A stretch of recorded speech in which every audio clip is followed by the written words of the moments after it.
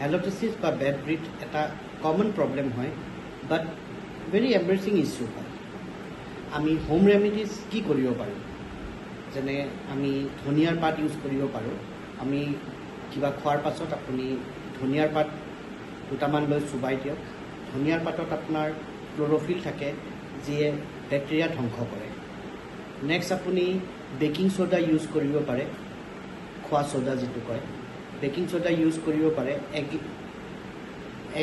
এক কাপ পানীত আধা চামুচ বেকিং ছ'ডাই মিক্স কৰি পেলাই আপুনি গাৰ্গেল কৰক। বেকিং ছ'ডাই আপোনাৰ pH লেভেল, মুখৰ যিটো pH লেভেল আছে সেইটো বেলেঞ্চ কৰি ৰাখে, যাৰ কাৰণে বেক্টেৰিয়েল গ্ৰ'থ হ'ব নোৱাৰে। নেমুৰ জুচ, আপুনি এক কাপ নেমুৰ জুচ বনাই লওক।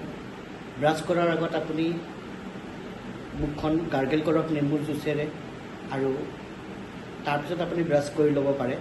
আৰু